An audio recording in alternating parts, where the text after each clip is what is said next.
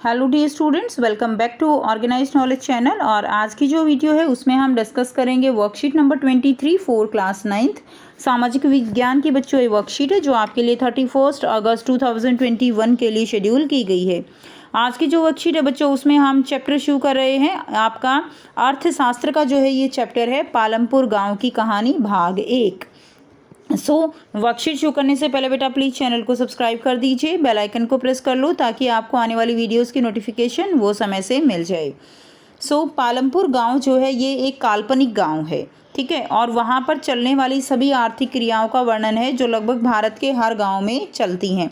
तो यानी एक पालमपुर जो गांव है ये एक काल्पनिक गांव है, ये एक जो है केवल हम इमेजिन कर रहे हैं एक गांव के बारे में, और वहाँ पर जो भी आर्थिक क्रियाएं हैं वो लगभग भारत के हर एक गांव में वो जो है चलती हैं।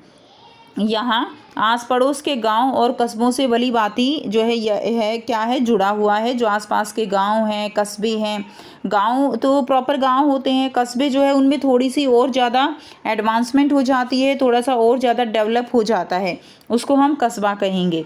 तो यह गांव और कस्बों से भली भांति जुड़ा हुआ है। एक बड़ा गाँव रायगंज पालमपुर से 3 किलोमीटर की दूरी पर है, ठीक है। तो एक बड़ा गांव जो है वो क्या है, उसका नाम है रायगंज, जो पालमपुर से कितनी दूरी पर है, 3 किलोमीटर दूरी पर है। प्रत्येक मौसम में यह सड़क गांव को रायगंज और उससे आगे निकटतम छोटे कस्बे शाहपुर से जोड़ती है। इस सड़क पर जो ये सड़क है जो कि किसको जोड़ रही है, प्रत्येक मौसम में ये जो सड़क है ये गाँव को रायगंज, और रायगंज क्या है एक बड़ा गाँव है, और उससे आगे निकटतम क्या है छोटा कस्बा है जो कि क्या है शाहपुर से जोड़ती है। तो बच्चों हर एक गांव के आसपास कोई ना कोई कस्बा, कोई ना कोई बड़ा गांव जो है वो ज़रूर लगता है, ठीक है, आसपास उसके कोई ना कोई कस्बा ज़रूर होता है। तो यही पर यहाँ पर बताया गया है। और जो ये सड़क है जो कि इनको ऐसे जोड़ रही है, इस सड़क पर गुड़ और अन्य वस्तुओं से लदी हुई बैलगाड़ियाँ, भैंस बग्गी से लेकर अन्य कई तरह के वाहन जैसे मोटरसाइकिल, जीप, ट्रैक्टर, ट्रक आदि सब जो है ये सब देखे जा सकते हैं, क्योंकि सभी लोग वो गांव से कस्बों में जाते हैं, दूसरे गांव जाते हैं, तो वो सभी इन्हीं चीज़ों का सहारा लेते हैं। कोई मोटरसाइकिल पर जाता है, कोई जो है बैलगाड़ियाँ, ट्रैक्टर, ट्रक, इन सब को जो है इन सब का ही सहारा लेते हैं। और ये सब मेन रोड है, सड़क है, तो जो है वहाँ पर ये सारी चीज़ें देखी जा सकती हैं।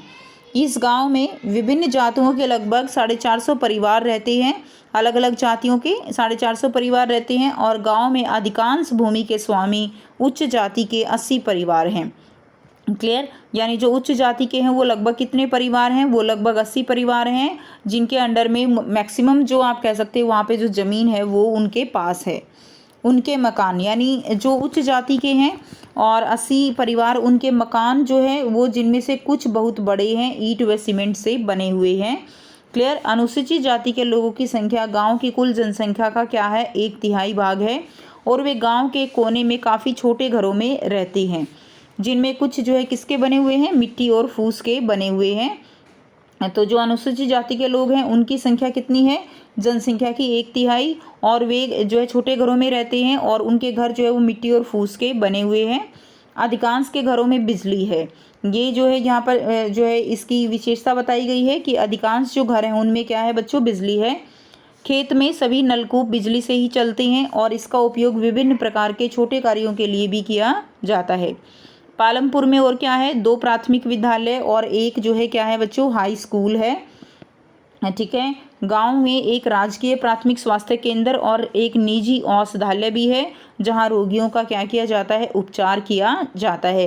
तो ये जो है पालमपुर गांव की कुछ विशेषताएं हैं, जिसमें क्या बताया गया, अधिकांश घरों में बिजली है, नलकूप भी हैं, ठीक है, और 2 प्राथमिक विद्यालय और एक हाई स्कूल है, एक राजकीय स्वास्थ्य केंद्र है, एक निजी औषधालय भी है ना, जी डिस्पेंसरी होती है हर गांव में, और जहां रोगियों का क्या किया जाता है, उपचार किया जाता है। तो ये एक गांव की काल्पनिक कहानी है, जिसमें आप देख सकते हो कि यहाँ पर जो है खेती की जा रही है, यहाँ खेत को जो है जोता जा रहा है, पानी दिया जा रहा है, और इस तरह से यहाँ पर दिखाया गया है कि गाँव में कैसे कैसे जो है गतिविधियाँ होती हैं। अब यहाँ पर आपको बहुत ही आसान से बच्चों 5 प्रश्न दिए गए हैं, जिनके आंसर हम करेंगे। पहला जो प्रश्न है, पालमपुर गांव के लोगों की मुख्य आर्थिक क्रिया क्या है। तो पालमपुर गांव के लोगों की मुख्य आर्थिक क्रिया क्या है बच्चों, हमने पढ़ा उनकी मुख्य आर्थिक क्रिया खेती है और डेयरी, परिवहन आदि छोटी छोटी गतिविधियों को सीमित पैमाने पर किया जाता है। तो ये पालमपुर गांव के लोगों की मुख्य आर्थिक क्रिया है।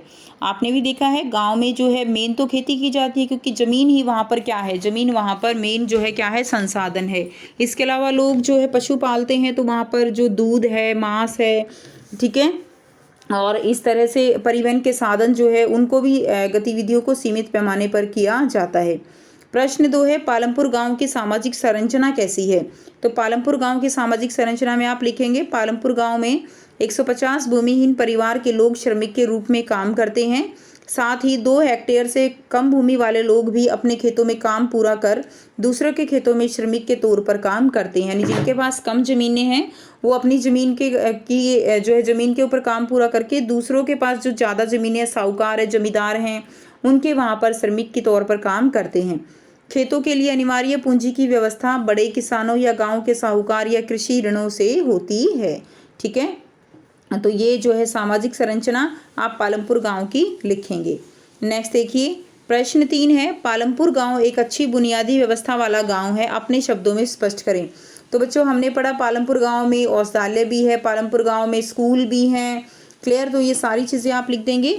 पालमपुर में काफ़ी अच्छी तरह से बुनियादी ढांचे का विकास हुआ है। इसमें सड़कों, परिवहन, बिजली, सिंचाई, स्कूलों और स्वास्थ्य केंद्रों को अच्छी तरह से विकसित प्रणाली है। सेकंड देखिए, यहाँ प्राथमिक स्वास्थ्य केंद्र भी है। एंड थर्ड लिखेंगे, अधिकांश घरों में बिजली कनेक्शन भी हैं। तो जो हमने पढ़ा है कि मोस्टली घरों में क्या है, बिजली कनेक्शन भी दिए गए हैं। नेक्स्ट देखिए, प्रश्न 4 है, पालमपुर की तरह क्या आपके गांव में भी कृषि मुख्य आर्थिक क्रिया है, ऐसा क्यों है, आप कुछ कारण बताइए। तो जो पालमपुर गांव है उसकी तरह भी क्या आपके गांव में भी कृषि जो है वो मुख्य आर्थिक क्रिया है। तो मोस्टली गांव में बच्चों मुख्य आर्थिक क्रिया क्या होती है, कृषि ही होती है। तो आप लिख देंगे, हाँ हमारे गांव में भी कृषि मुख्य आर्थिक क्रिया है, क्योंकि गांव में भूमि जो है वो क्या है, एक महत्वपूर्ण संसाधन है। फसल उगाने से लोग आजीविका कमाते हैं। यहाँ पर शहरों की तरह कोई बड़ा उद्योग नहीं है जहाँ नौकरी की जा सके। लोगों के पास नौकरी करने का कौशल भी कम है, इसलिए वे खेती की गतिविधि का वो विकल्प चुनते हैं। तो पालमपुर गांव की तरह ही मोस्टली गांव में जो है खेती की जाती है, क्योंकि वहाँ पर कोई बड़ा उद्योग नहीं होता जिससे नौकरी की जा सके। तो इसीलिए गांव में खेती की गतिविधि ही मुख्य आर्थिक गतिविधि होती है। नेक्स्ट देखिए, प्रश्न 5 है, पालमपुर गांव की विशेषता का अपने शब्दों में वर्णन कीजिए। तो पालमपुर गांव जो है उसकी विशेषता आपको अपने शब्दों में बतानी है। पहला पॉइंट आप लिखेंगे, यहाँ लोगों के जो मकान है वो बहुत बड़े और ईंट तथा सीमेंट से बने हुए हैं। ठीक है।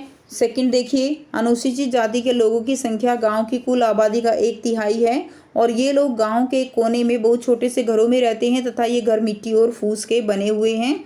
तीसरा आप लिखेंगे, पालमपुर के ज़्यादातर घरों में बिजली की सुविधा है। इसको बेटा आप और भी बड़ा कर सकते हो, आप इसमें स्कूल के बारे में लिख सकते हो, वो भी उसकी विशेषता होगी। वहाँ पे स्कूल हैं, औषधालय हैं, नलकूपों से सिंचाई की जाती है। तो ये सारे पॉइंट्स आप इसमें और भी ऐड कर सकते हो। सो ये थी आपकी आज की एसएसटी की वर्कशीट। आई होप सभी स्टूडेंट्स को ये क्लियर है। कोई भी डाउट है आप पूछ सकते हो। वीडियो अच्छी लगी तो प्लीज़ लाइक कर दीजिए, शेयर कर दीजिए और चैनल को सब्सक्राइब भी कर लीजिए। So thanks for watching. मिलते हैं नेक्स्ट वीडियो में नेक्स्ट वर्कशीट के साथ। Take care.